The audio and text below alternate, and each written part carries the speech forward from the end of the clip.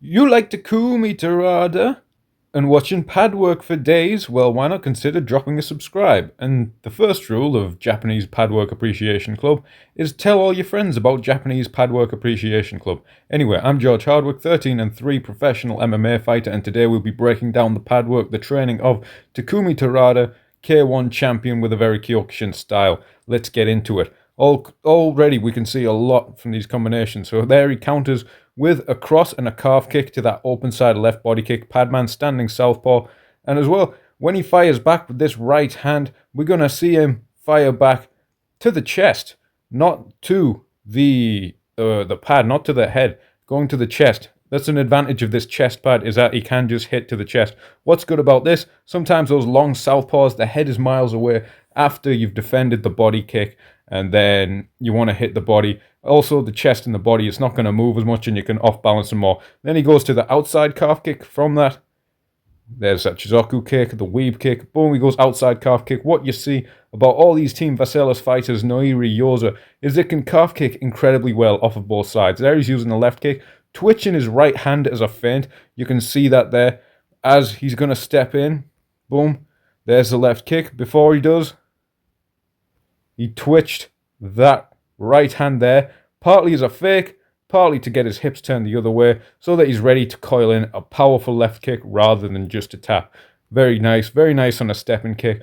Often you're using a step off of the backhand. And that's something that I used to correct people on in the gym, but I don't think I will anymore. Here, so there's the left kicks. Let's see if we can freeze frame this. Succeed the quick time event there. Missed it. The inside calf kick. I'll just let it play out. The inside calf kick, something that I won't correct people on as much anymore. I thought it was just something weird that Ferguson and Jan Blachowicz do, but I'm seeing a lot of people in crush events there. The inside calf kick again. See, he's against a southpaw padman throwing the inside calf kick. I'm seeing a lot of people have good success with this.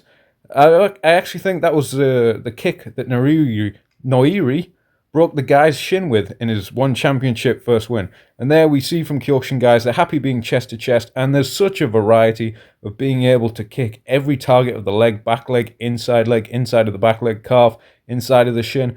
And because of the Padman setup, this Gundam mech transformer setup where he's got pads on each level, calves on each leg, very well padded, and he's got thigh pads on each leg. He's just blocking here, so he can practice working around the guard to the body and to the legs. Lots of shots at lots of different angles. That's the real advantage of this super mech Gundam PADWORK setup. Chizoku kick as well, that's kicking with the ball of the foot.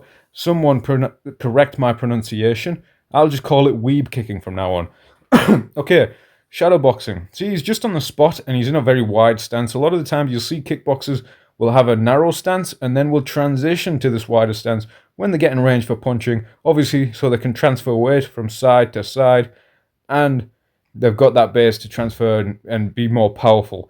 It's not necessarily an advantage to be this way out of range a lot of time because that calf kick, that low kick, it's going to take you more off balance and people are going to be able to land it probably a little bit easier. You see a lot of really great kickboxers and Muay Thai fighters, guys like Giorgio Petrosian, guys like Samart Payakarun, they'll move in a more narrow stance and then they'll step into a wider stance like this with either a jab, a teep feint, a jab feint, and then throw the combinations.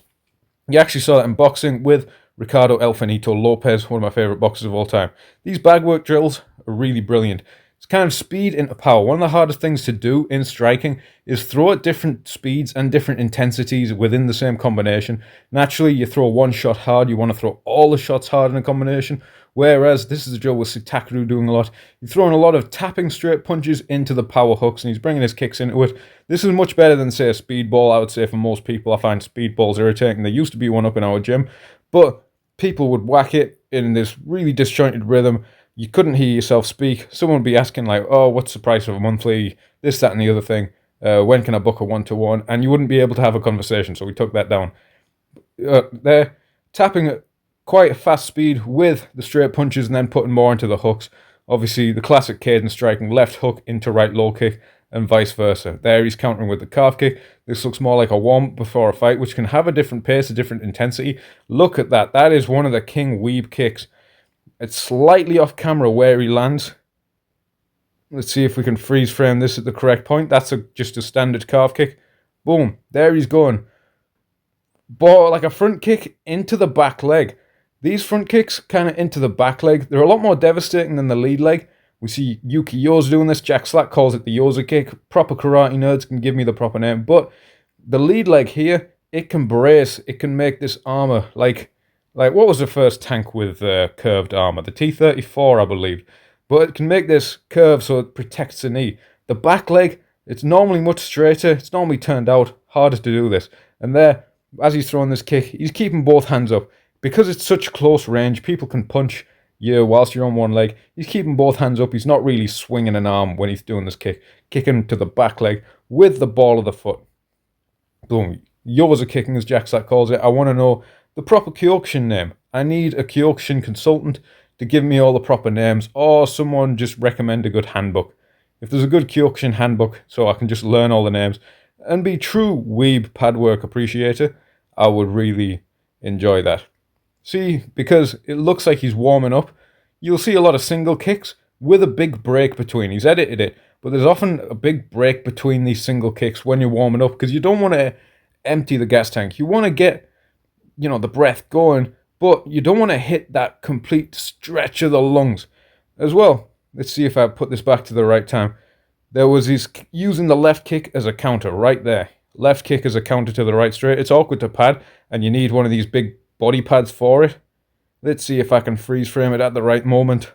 There.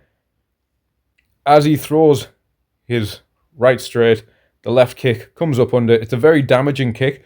You normally can't really time this with a big stepping kick. This is often a kick that's just thrown on a flat foot, and it's just the whip of the hip flexor rather than the glute driving up into the kick. But it doesn't need to be that powerful because the attacker, his force is driving in, and it's such a sensitive target, that liver on the open side. You need a really good body pad. I've done this. You still feel it through the pad when practicing this. So you got to be careful, especially when you're padding someone as powerful as Takumi Terada. There it is there. Liver shot into calf kick. Something about these Team Vaselis fighters as well. You see from Yuki Yoza, he's got finishes. Is they can calf kick from such close range, and often a long weapon, and the calf kick from such close range. And now, appreciation, it's this room again. Appreciation for this room, because why do I love this room when I watch these videos? It looks like one of those rooms where you reach the long battle at the end of a Yakuza game, and you're down to your last Stamina Royale, and then you get a boss fight in one of these rooms. It's probably 34 floors up in some Japanese skyscraper. But he's using just single kicks, stepping in. Almost Baz Rutten style. I think he's flat on the foot when he lands. Now he's bringing his heel up. He's kind of taking that step to the side, foot pointed out. Almost like a flat step, like Baz Rutten would do. But then the heel's just coming up at the last moment to get that bit of extension in. Let's watch more of these Yakuza long battle combos. They're just repping out single kicks, faking a jab between, and then just stepping into it. More about power. Sometimes it's good just to load up the shot and throw the power, because you get a bit of core conditioning and you actually condition the bone a little bit more. There's that inside calf kick again. He threw it off the left. Padman, little thing about the Padman, if you knew it's a good idea to do, is if you're going to suddenly pad for a left kick, pad for a right kick, and you stood orthodox. So if you're going to pad for a right kick, see you. Padman, stood, orthodox, right foot back, left foot forward. But he wants to pad for a right kick. He can twist across, stay orthodox, and pad for that right kick. But it's going to be a much better, more open target if he steps back. So he's going to step back, boom, inside calf kick. He's going to step back into southpaw so that he can hold his pads open like this, and the shin comes across much nicer. Plus, he doesn't have to twist his spine. It's probably nothing, but if you're holding pads and you're holding right kicks, twisting across yourself thousands of times a day with these behemoths whacking the pads, it might not be the best for the spine. I can't say for sure. I don't want to be Nasibic, but, you don't want to risk it. So he's standing southpaw there. Boom, right straight. And then, nice little basic Padman thing. If someone throws a right hand, it's always good. You can ask them to bring the right hand back where they're coming from, or you can just throw your left hook back. See here, he could have just said bring your right hand back, but he's just going to throw a little left hook back just to check his guard. Generally, if you throw a right hand, your opening's going to be a left hand. If you throw a left hand, the opening's going to be your opponent's right hand. So as a padman, he's just checking that defense. Single step into the power kick again. Boom. Step back, lean back off of the left hook. If someone throws a left hook, they're probably going to expose that calf kick. And then this is sometimes you see him just rest his back on the wall and take the shots, or put his gloves up, see what shot that the actual the fighter wants to throw. So the fighter can decide. Another advantage of this pad setup is that the fighter can decide many of the shots. Doubling and tripling up off the lead side, which is always something I love to see, especially in pure kickboxing rules. There's an inside low kick, really stepping into it, coming into the body kick again. Padman, standing southpaw for these right kicks. Boom. See, there's a little frame off the left hand. See Terada, he kicks, he goes inside low kick and then pushes off the left hand. He doesn't use his right hand to pull the pads down. If you do that to me, I'm going to get very annoyed if I'm holding pads for you. And there. I think this is Sagami Ono Crest Gym. He's just repping out a 1-2 and a 1-2 left hook. See how he's pulling his weight back. He's slamming that right heel down. Something nice and simple. I prefer to pivot off of the back leg. So the back leg, the toes pivot up and down. Heel slamming down on the left hook rather than focusing on the lead leg, especially in kickboxing because you can expose yourself. See how his heel came up on the right straight, but at this moment he's landing the left hook. The heel is slamming down. What does that mean? It means he's properly sending his weight back. It doesn't mean he's throwing his head forward into the shot to get countered.